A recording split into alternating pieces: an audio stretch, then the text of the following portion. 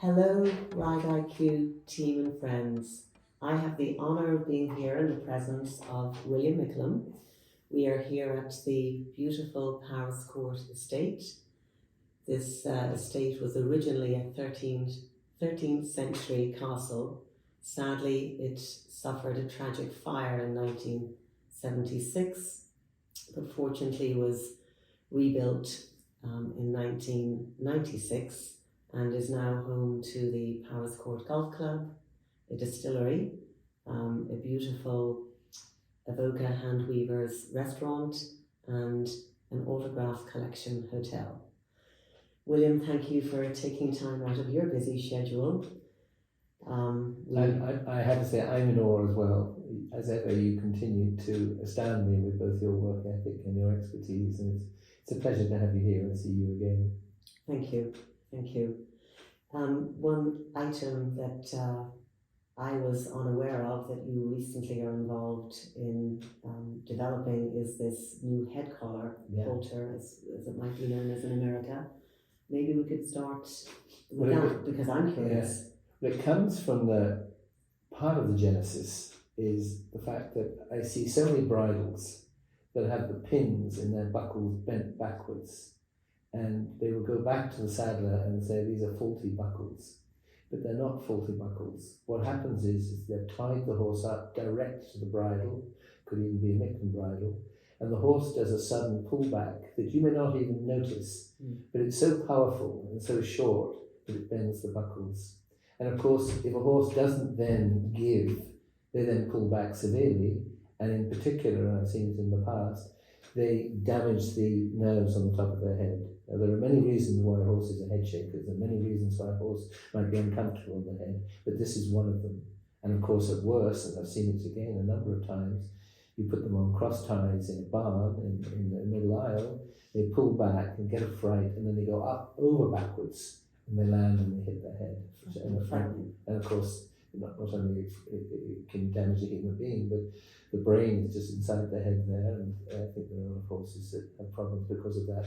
So I wanted to do something to help that, and so I have the Micklem head collar, and it's got not only elastic here, this is where you put the rope, it's not only elastic there, but it's got elastic through the top of the head. So there's gear. So when the horse first, and it's got a lovely padded area on the top, when the horse first begins to pull back, listen, give.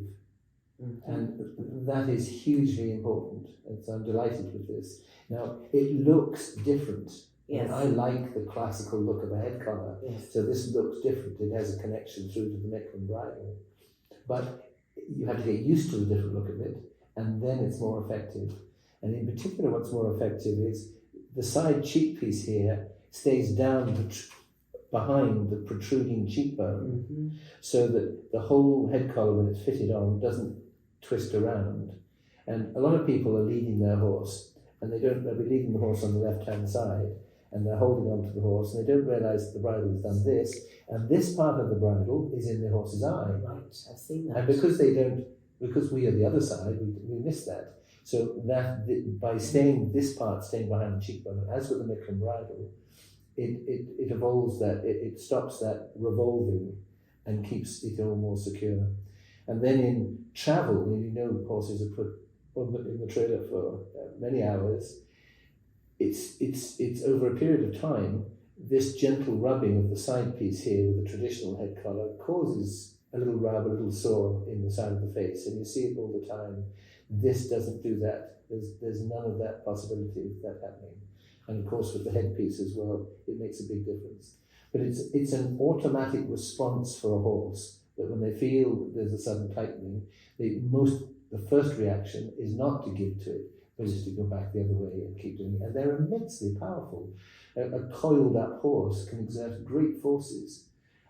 It's one of the reasons actually I like a leather head collar, because they would tend to have a breaking point. Yes. The webbing head collars are nothing but a danger. Absolute danger. When I did have my own farm, I actually had, to the dismay of many, I had a no nylon halter rule. It was one of my pet peeves. And I'm interested you bring up the travelling halters, because we always ship with the fleece on, yes. on the, even with the fleece, very often when you go in to change the hay nets and things, you know, the halter is shifted, and it's I've always struggled with getting it right. So this is ingenious. So it's designing something from the inside out, and it really works. And if I might be so bold and brave as to also tell you about the Micklem girth, because most people don't understand what's special about the Micklem girth. So I want to give you just a little demonstration with my yogurt pot. All right, very sophisticated. Now my yogurt pot is wider at the top than it is at the bottom. And in fact, this is simulating the horse's rib cage, because if the horse is facing in that direction there, its head is in that direction there, this is the whole of the horse's rib cage. Now, it's obviously not totally symmetrical, but in particular what it is, the rib cage at the front is narrower than the rib cage at the back. Right. Go to any horse and you will be able to see this is obvious. And yet we make girths as though they are symmetrical. It's the same width there as it is there. Right. Now, if we accept that the horse is just behind the forelegs, it's narrower, a little further back, it gets wider, so it is that shape. If I take off the top cardboard from the yogurt pot, although it fitted perfectly, you can see now that it's got a curve in it. Yes. Because the bottom is narrower than the top. And that's what we need with a horse girth. So that my horse girth has, you'll be able to see a curve in it. Yes. So that when it's fitted, there is equal pressure, both the part that's just behind the elbow, just at the front of the horse, just behind the forelegs, and a little further back. Now, you are as aware as anybody how many saddles, the girth straps, those holes in the girth straps get pulled. Right. Then don't become even. And the reason for that is you put a girth on a horse, you put them on the same strap, the same hole. At the back of the girth, it's tight. At the front of the girth, it's a little loose.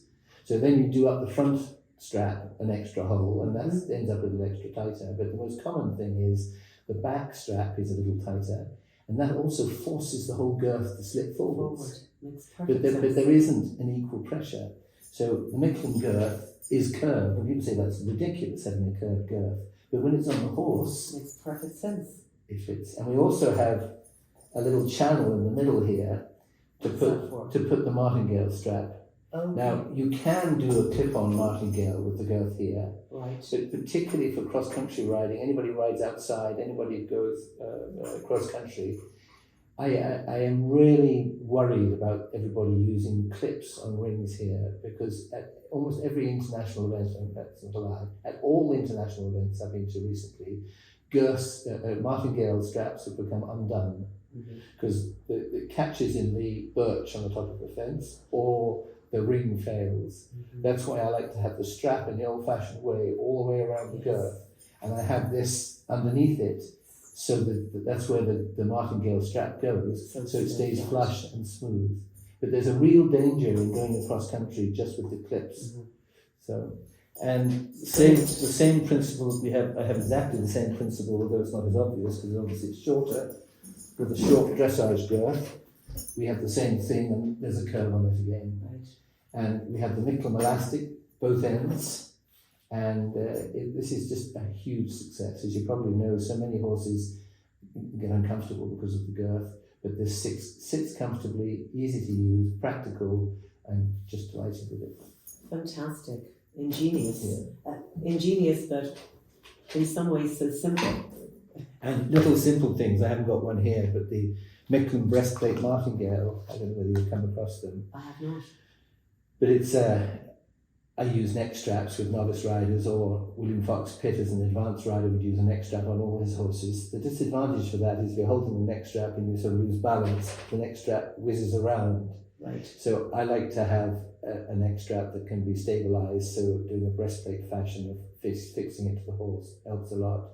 But I also have a detachable handle just in front of you like that, which I call a balance strap. So you can ride all the time with this balance strap. And particularly for people who are nervous, or if you're doing jumping for the first time, or if you're on a young horse, or if you're William Fox Pitt, you want to do it all the time, just keep a couple of fingers in that balance strap. It makes a huge difference to a rider's confidence. And the amazing thing I found is that even with more advanced riders, once you get used to riding with that balance strap, it's rather just another addition to your whole toolbox of safety equipment. And it doesn't interfere in any way, but it makes you safer. Love So, it. so I'm all the products are different. All the products look different, but not on purpose. They look different because they're designed from the inside out, and they're designed to have added value. So a question, earlier in your career with horses and equestrianism and coaching and breeding, was there one incident that prompted you to design items that help the horse and ultimately help the rider? I was 10. I was at a dismounted pony club rally, unmounted pony club rally. I don't know what you call them in the States, but so you just go there to do riding theory and scale management and things like that, and win to the right your ponies. Yes. And I was a very, very shy young boy hiding in the background, and I heard the coach talk about the horse's teeth. The coach was my father, who had a great interest in these things, and he said that the outside, the top jaw of a horse's teeth are much wider than the bottom jaw, and that's immediately light bulbs went into my mind, thinking, oh, I must have a look at that later. And then you feel alongside the horse's face, and you realise that most of the things we put around the horse's face, including a lot of bitless bridles, are actually extremely uncomfortable for the horse, because the tissue of the inside the mouth is being squashed against the protruding edge of the top jaw molar teeth. And because the skin is all smooth and nice on the outside, you don't realise that it's there. Right. So that was the genesis of the Micklem Bridle, was trying to avoid putting pressure on that area in any way. Interesting. But it's my father had a passion for these things, and I wasn't a particularly good or brave rider when I was a youngster, whereas the rest of my family were very brave and very good. So I spent some of my time doing other things. Well, we can thank your father then for giving you the inspiration to take this many steps further. And on that note of being influenced by people besides your family members, is there one equine professional athlete that you admire more than others? Is there one that's almost like asking what's your favourite child. We have a large family, but there are a number of people. But when I first went to the United States, I will never forget the few sessions that I had listening to Jack LeGoff and Hilda Donahue. I was very lucky. I was there at the time and they were there. And I was conscious, I used to like asking questions even if I thought I knew the answer. And I was conscious in the first lecture with Jack LeGoff that he had the answer there. And he had A, B, C, D, E, 1, 2, 3, 4, 5. He had a structure there, and that was impressive. And then when I went to Gladstone to listen to Bert Donahue and ask questions, A, B, C, D, E, he had the priorities there. And what was interesting is that they tended to have exactly the same priorities, using exactly the same words.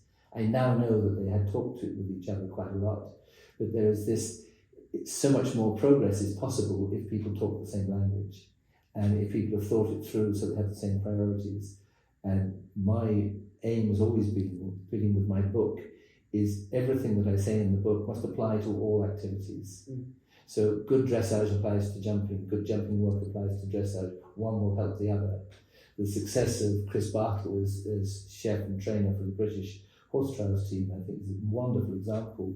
You know, he takes charge of all three disciplines, but all the cross-country work will help, in fact, is done with the dressage and show jumping in mind. And all the disciplines have to work together. And one of the things that Jack LeGoff said in that first session, I won't forget, he said about the importance of finding the right direction and the right speed. And Bert Donahue said, first of all, find the right direction and the right speed. And he was relating this to seeing astride. He said, if you can get all these basic things right, then seeing astride is not so important. And Chris Bartle would say the same thing. So, Jack McLaughlin and Burton and Emmethy, I was so impressed with them as coaches because they thought it through, and simplicity was at the core of what they did. And we have a real problem in the horse world because we have so much that's so complicated.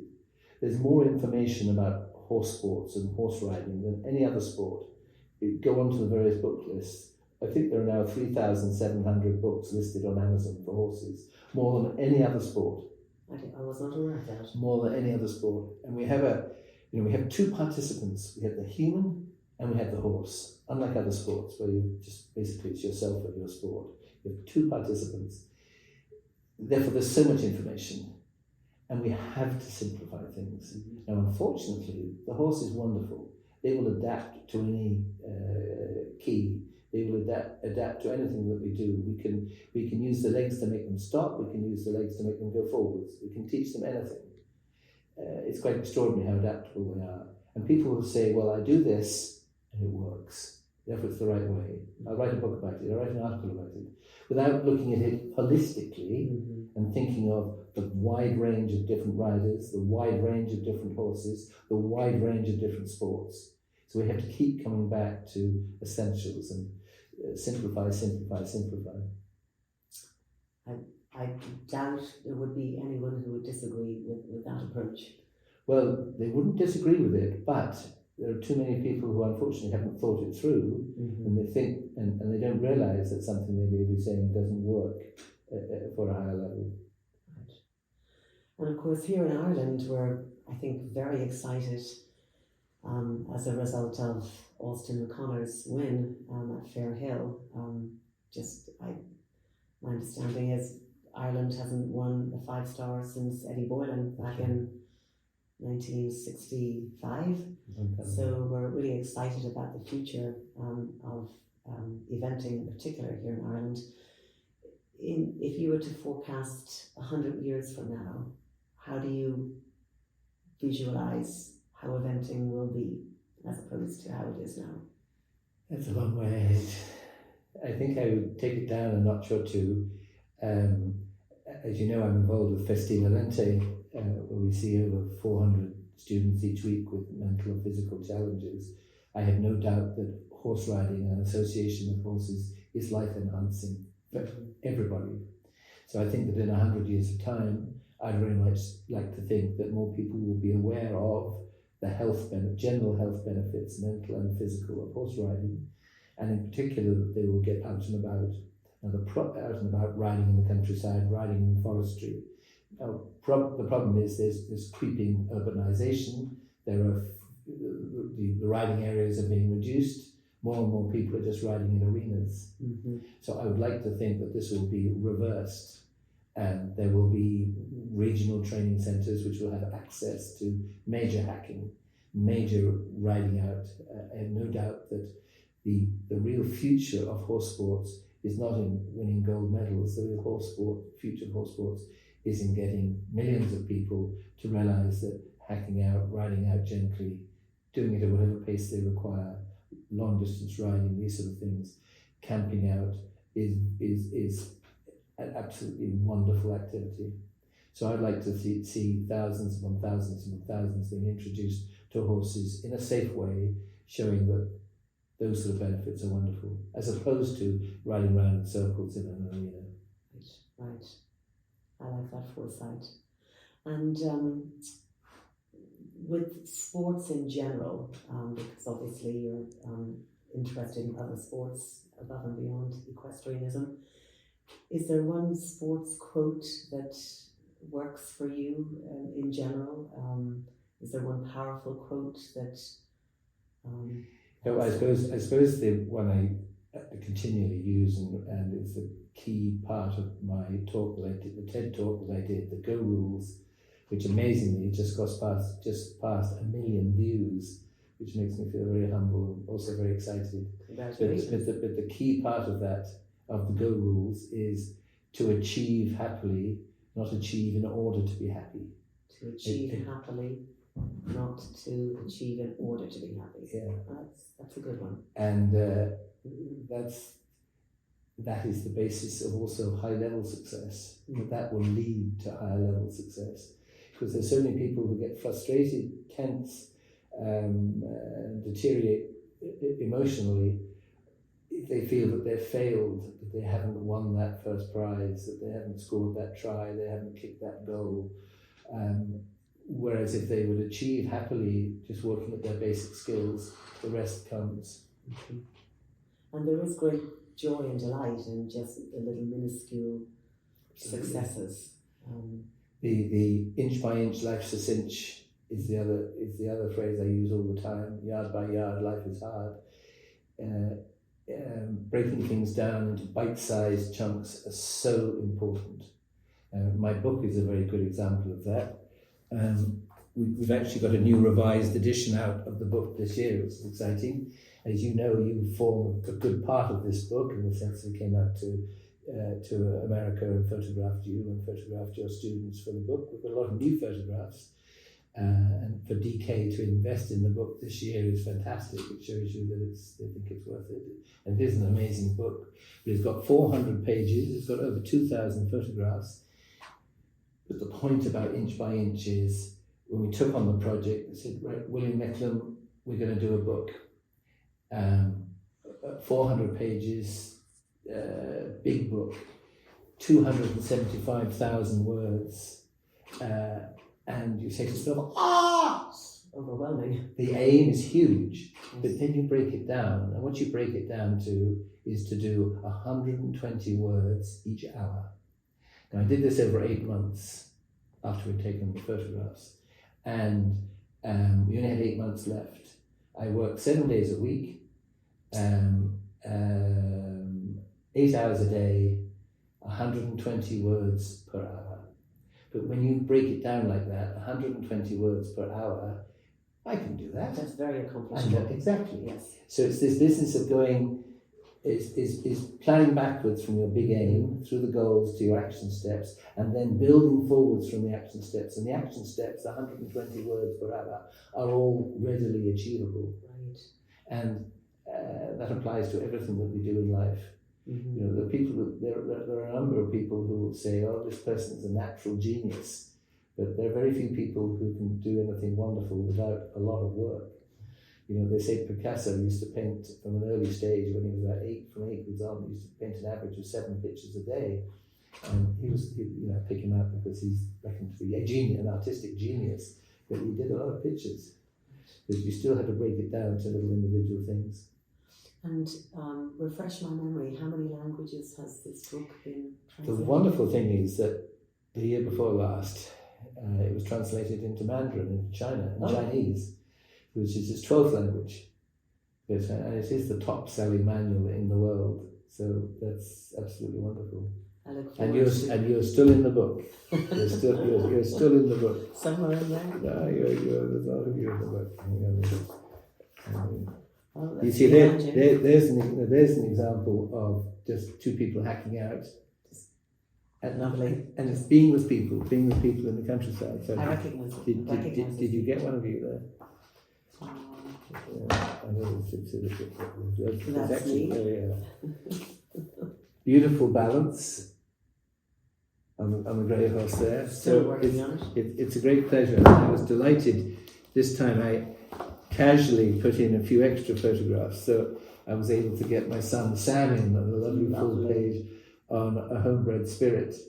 Who's been a wonderful horse, but I just love the safety of the lower leg, and I love the delicacy of the touch through the rein. That was going down a very steep hill with a big log, and then that was the second in the big logs down the hill, and then there was a sharp turn to the left and a little narrow skinny. But you can see other riders were all fighting their horses. He just had that delicate touch, and it's as though he had no bridle at all, and he could just put his weight in that direction and look where he wanted to go, and the rest would be all successful. Beautiful. So I'm so pleased that Ride IQ is going from strength to strength. Jessa and Kinza done a fantastic job, haven't they? Amazing women, just amazing. Always so enthusiastic, they think out of the box. And the beautiful thing about Ride IQ is we are all becoming more educated and better for our horses. Yeah, fantastic. Well, I have a Christmas present for Ride IQ, something which I haven't put on film before, but it's a little structure. The Go Rules is a structure for life. this is also a structure, but slightly different, which I hope will be more appealing. And it's based on 4 words. On 4 words, 4 different words, okay? I'm going to put my chest up. I wonder what these words are. And the 4 words is very close to the word forwards, which is so important in riding, to ride forwards, okay? So the first one, which relates to what we've just been talking about, is forge. Forge. So a blacksmith putting on, a farrier putting on a shoe, that's who you're talking about forging. You know, the word forge relates to actually making the horseshoe, words we don't use so often possibly, but forging ahead is something that's common to most people's vocabulary. So first of all, we have to forge our way, and putting on a set of shoes, without, in truth, it takes over 2,000 bangs of the hammer. Making the shoes, putting on 4 shoes, over 2,000 bangs of the hammer. So it comes back to this inch by inch, life's a cinch, breaking it down into bite-sized bits. So that's where we start off with all of our horse work, with all of our work outside horses, is inch by inch. We have to learn to forge our way through. So you take somebody who's just starting riding, you say, we'll do this inch by inch. The next word, forte. Again, maybe not the most common of words. Forte, what you are best at. What is your forte? So,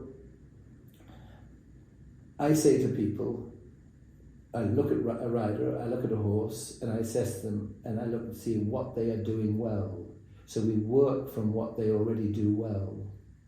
So, for example, you have a horse that's got a wonderful canter and a moderate trot. You can do a lot in the canter, both to improve the canter, to shorten the length, and to jump, improve its way of going in canter, which will gradually improve the way that it's going in trot. But if you have a miserable trot, and you are bad at sitting trot, to spend a lot of time in a miserable trot, in sitting trot, it's going to be a dead end. In fact, it's going to be worse than a dead end. It's going to go down a big pit that says end of story. Mm-hmm. If we work at the things that we're good at, then we're also doing things well, and that's key.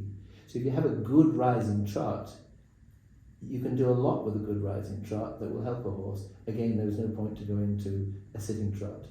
And I look upon it like a big jigsaw.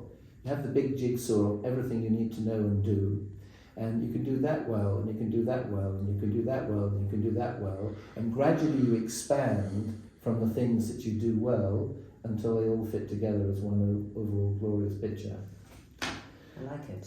So work from the things that you can already do, work from the things that you do well. And then with a bit of training, a bit of reading, a bit of forethought, you can know what to do.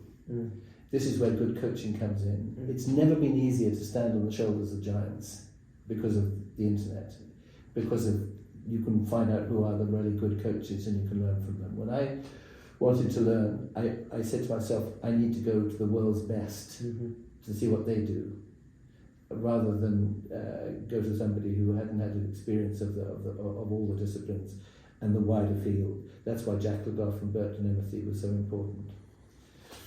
And then the final one, form. Are you, there's a form and function, there's form meaning shape of a position, but in Ireland particularly, you'll talk about, are you in good form? Right. Are you mentally in good form? It's Christmas, there you are, put my hat on, Christmas time, are you in good form? And that relates to the fact that you need to be sunny.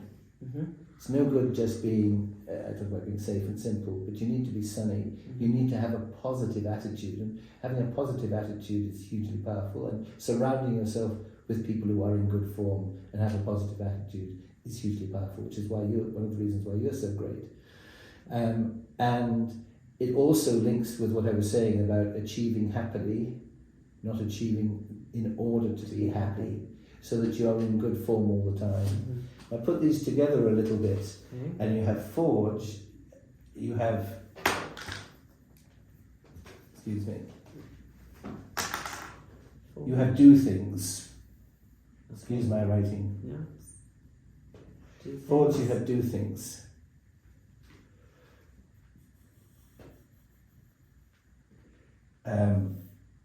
Forte, do things well. And that's key.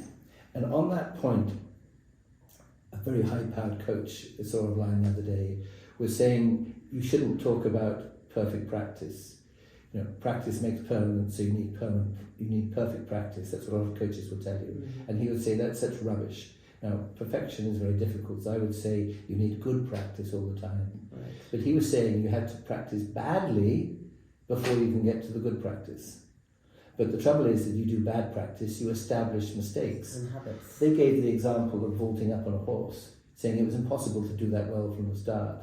But if you break it down, the first thing you do is you get a big mounting block and a horse that will stand still, and you put your left hand with the reins, you put your right hand on the front arch to get up. That is the beginning of vaulting on. Right. Anybody can do that. So I insist that people start off like that when they mount, and of course when they're dismounting.